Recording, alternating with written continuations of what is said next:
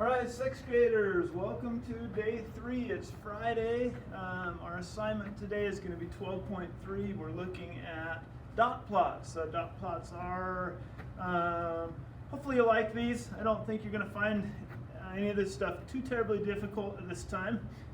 Anyway, so I got up this morning. I called my wife. I'm a little bit sad. I was planning on going to see her in Qatar. She's in the Air Force. She's deployed. So I was going to go visit during spring break. As you know, things have changed a little bit with the coronavirus. So my trip has been canceled, and I'm going to stay home, which is also good because I can spend some time with my children. We'll play racquetball. Don't worry about us. We'll have some fun. Anyway, I had a flight booked, everything. I got on Travelocity today to cancel my flight. I had to wait for 7 days. When I got on Travelocity, man, the wait times were crazy. I waited for 2 hours just to talk to somebody. After I got off, I wondered to myself, on average, how long do people wait to talk to somebody at Travelocity to cancel their flight? With the current situation, of course.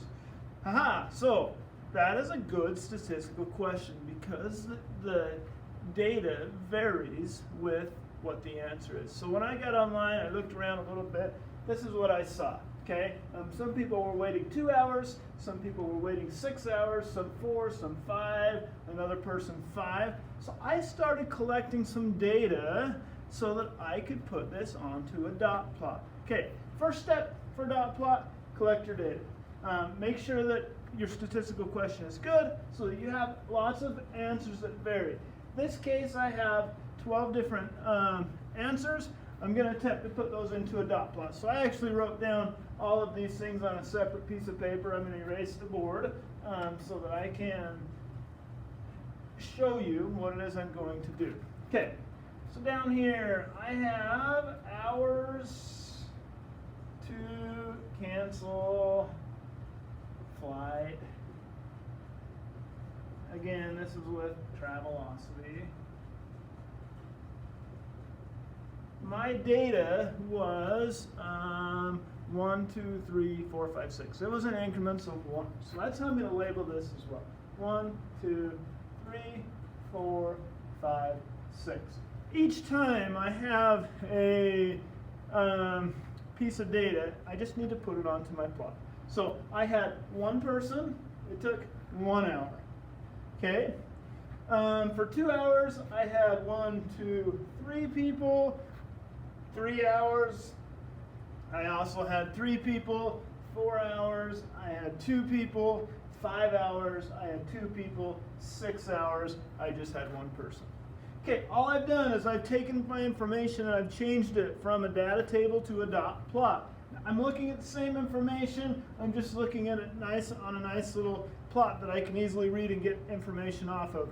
You're going to be doing that in your assignment today, so take a look at it carefully.